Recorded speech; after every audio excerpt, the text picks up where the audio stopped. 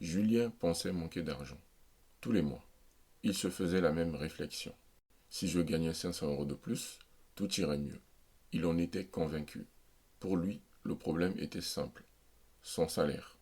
Mais un soir, en regardant son compte bancaire, il a découvert quelque chose qui allait complètement changer sa façon de voir l'argent. Et il s'est rendu compte que le problème n'était pas celui qu'il imaginait. Julien travaille depuis plusieurs années. Il gagne correctement sa vie. Pas suffisamment pour vivre dans le luxe, mais suffisamment pour ne pas être considéré comme en difficulté. Il paye son loyer, ses factures, ses courses. Il peut sortir de temps en temps, partir quelques jours en vacances. Bref, une vie normale. Et pourtant, chaque fin de mois ressemble à la précédente. Son compte bancaire est vide. Son épargne ne progresse pas. Et il a toujours cette impression étrange. L'impression de travailler beaucoup sans jamais vraiment avancer. Alors, comme beaucoup de personnes, il pense avoir trouvé l'explication. Je ne gagne pas assez. Après tout, c'est logique. Avec un salaire plus élevé, il pourrait enfin respirer, enfin mettre de l'argent de côté, enfin arrêter de regarder son compte bancaire avant chaque dépense. Cette idée paraît tellement évidente qu'il ne la remet jamais en cause. Le même film tous les mois. Le salaire arrive. Julien pousse un petit soupir de soulagement. Son compte repasse dans le vert. Pendant quelques jours, il a l'impression d'avoir repris le contrôle. Puis la vie reprend son cours. Le prélèvement du loyer, l'assurance, le téléphone, Internet, l'électricité, les courses, l'essence. Tout est normal. Puis arrivent les petites dépenses. Un café avant d'aller travailler, une viennoiserie, une commande sur Internet, un repas livré parce qu'il rentre tard, un abonnement oublié, une promotion. Ce n'est que 15 €, seulement 9,99 €. Je le mérite. Pris séparément, aucun de ces achats ne paraît important. Ils sont petits, presque invisibles. Et c'est précisément pour cette raison qu'ils passent inaperçus. Le déclic.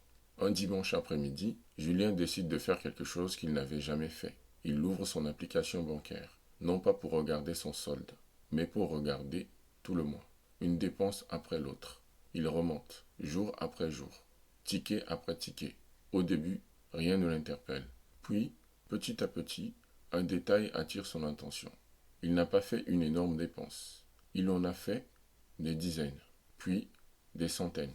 Le café, le snack, la livraison, le restaurant, l'abonnement qu'il avait oublié, le gadget acheté parce qu'il était en promotion, les achats impulsifs, les petites envies. Aucun achat ne semble capable d'expliquer pourquoi son compte est vide. Mais additionné, il raconte une toute autre histoire. Julien prend une feuille. Il commence à additionner. 10 €, 18 €, 12 €, 27 €, 9,99 €, 35 €, 14 €, encore et encore. Le total monte. 100 €, puis 180, puis 250, puis plus de 300 €. Il s'arrête, relit les chiffres et reste silencieux. Une erreur que presque tout le monde fait. À cet instant, Julien comprend quelque chose d'essentiel. Il ne manque pas forcément d'argent. Il manque surtout de visibilité. Pendant des mois, il avait cherché une grosse fuite, alors que son portefeuille se vidait à cause de dizaines de toutes petites. C'est un peu comme un seau percé. Tu peux continuer à verser de l'eau dedans. Si tu ne bouches jamais les trous, le niveau ne monte jamais. Et c'est exactement ce qui arrive à beaucoup de personnes. Elles pensent que le problème est leur salaire, alors que le vrai problème, c'est que leur argent disparaît sans qu'elles sachent où. Le plus étonnant, c'est que Julien ne se considère toujours pas comme quelqu'un qui dépense trop. Et d'une certaine manière, il a raison. Il n'achète pas de montre de luxe. Il ne change pas de voiture tous les ans. Il ne part pas en voyage tous les mois. Il vit simplement, comme la plupart des gens. Mais c'est justement ce qui rend cette histoire si importante. Parce que les difficultés financières ne viennent pas toujours de grosses erreurs. Très souvent, elles viennent de petites habitudes répétées presque tous les jours. Et Julien est sur le point de découvrir que quelques changements très simples peuvent avoir beaucoup plus d'impact qu'une augmentation de salaire. Le premier changement.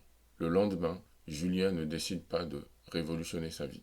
Il sait que les grands changements durent rarement. À la place, il commence par quelque chose de très simple. Il regarde tous les prélèvements automatiques sur son compte. Des plateformes de streaming, une application de sport, un ancien abonnement musical, un service qu'il avait testé gratuitement, puis complètement oublié. Il se rend compte qu'il paye certains abonnements depuis des mois, parfois même depuis des années, sans vraiment les utiliser. En quelques minutes, il en supprime plusieurs. Le montant n'est pas spectaculaire. Une dizaine d'euros ici, quelques euros par là, mais il comprend une chose essentielle. Chaque euro économisé est un euro qui peut servir à autre chose. Et surtout, il découvre que les petites économies s'additionnent exactement comme les petites dépenses. Le deuxième changement. Quelques jours plus tard, Julien remarque un autre poste de dépense. Les courses. Enfin, pas seulement les courses. Les repas improvisés, les livraisons, les passages rapides au supermarché parce qu'il ne sait pas quoi manger. Alors il prend une feuille. Il prépare simplement les repas de la semaine. Pas un programme compliqué. Juste quelques idées. Et dès la première semaine, quelque chose change.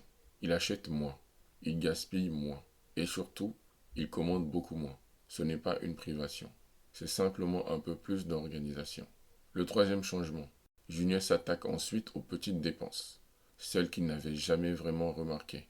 Le café acheté chaque matin. Le snack de l'après-midi. La boisson prise machinalement en faisant le plein. Aucune n'est énorme, mais ensemble, elles représentent un vrai budget. Alors il se fixe une règle. Chaque mois, il se donne un plafond. Pas pour s'interdire de vivre, mais pour rester conscient de ce qu'il dépense. Très vite, il remarque qu'il réfléchit davantage avant certains achats, et beaucoup finissent par ne plus lui sembler indispensables. Le quatrième changement. Un samedi, Julien est sur le point d'acheter un nouveau casque audio. Le sien fonctionne encore, mais le nouveau modèle est en promotion. Avant, il aurait cliqué immédiatement. Cette fois, il s'arrête et se pose une seule question. Est-ce que j'en ai vraiment besoin ou est-ce que j'ai simplement envie de nouveautés? La réponse arrive presque toute seule. Son casque fonctionne parfaitement. Il ferme la page. Quelques jours plus tard, il n'y pense même plus. Il comprend alors qu'un grand nombre de ses achats n'étaient pas des besoins, seulement des envies passagères. Le cinquième changement. Julien réalise ensuite quelque chose d'étonnant. Il compare les prix de son assurance, puis de son forfait mobile, puis de son abonnement Internet. Il n'avait jamais renégocié quoi que ce soit. Pourquoi? Parce qu'il pensait que cela ne servirait à rien.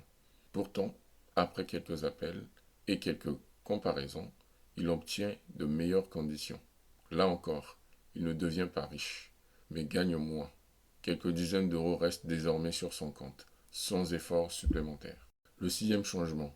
Quelques semaines plus tard, Julien adopte une règle qui va changer sa façon de consommer. La règle des 24 heures. À chaque fois qu'il veut acheter quelque chose, il attend une journée, rien de plus. Au début, cela lui paraît étrange. Puis il remarque quelque chose. Une grande partie de ses envies disparaît toute seule. Ce qu'il considérait comme indispensable le lundi ne l'intéresse déjà plus le mardi. Il découvre que beaucoup d'achats impulsifs ne résistent pas autant, et cette simple habitude lui évite de nombreuses dépenses inutiles. Le septième changement. Enfin, Julien décide d'utiliser des solutions de cashback sur certains achats qu'il fait déjà. Pas pour acheter davantage. Au contraire, il refuse de tomber dans ce piège. Il continue simplement à acheter ce dont il a réellement besoin. Mais lorsqu'il peut récupérer une petite partie de son argent, pourquoi s'en priver? Ce n'est pas une révolution. Ce n'est pas ce qui change sa vie. Mais c'est une petite habitude supplémentaire qui joue en sa faveur. Et au bout d'un an, toutes ces petites habitudes représentent une différence bien plus importante qu'il ne l'aurait imaginé. Ce qui a vraiment changé. Quelques mois passent. Julien ne gagne toujours pas plus d'argent. Son salaire est exactement le même. Pourtant, sa situation est complètement différente. Il commence enfin à voir son épargne progresser. Il termine les mois plus sereinement. Et surtout, il a arrêté de subir son argent. Parce qu'il a compris une chose. Les personnes qui réussissent à épargner ne sont pas forcément celles qui gagnent le plus. Très souvent, ce sont celles qui savent où va leur argent. La différence ne vient pas toujours des revenus. Elle vient des habitudes. La leçon. Si Julien avait obtenu une augmentation de salaire sans changer son comportement, il aurait probablement dépensé davantage, comme beaucoup de personnes. Parce que lorsqu'on ne contrôle pas ses habitudes, les dépenses finissent souvent par suivre les revenus. En revanche, en changeant quelques réflexes simples, il a obtenu un résultat qu'il pensait réservé aux personnes qui gagnent beaucoup plus que lui. Et c'est peut-être la leçon la plus importante de cette vidéo. Tu n'as pas besoin de transformer complètement ta vie financière du jour au lendemain. Tu as simplement besoin de repérer quelques habitudes qui travaillent aujourd'hui contre toi et de les remplacer progressivement par d'autres qui travaillent pour toi. Les plus grands changements commencent rarement par de grandes décisions. Ils commencent presque toujours par de petites habitudes répétées chaque semaine. Julien pensait manquer d'argent. En réalité, il manquait surtout de visibilité. Le jour où il a compris où partait réellement son salaire, il a arrêté de chercher une solution miracle. Il a simplement commencé à reprendre le contrôle. Et parfois, c'est exactement ce dont nous avons besoin. Pas gagner plus, mais utiliser mieux ce que nous avons déjà. Si tu veux construire une relation plus sereine avec ton argent, sans culpabiliser, sans recette miracle et sans jargon compliqué, abonne-toi à Argent sans stress. Chaque semaine, je partage des histoires, des méthodes simples et des conseils concrets pour t'aider à mieux gérer ton argent, prendre de meilleures décisions et avancer, un pas après l'autre, vers une vie financière plus sereine. On se retrouve dans la prochaine vidéo.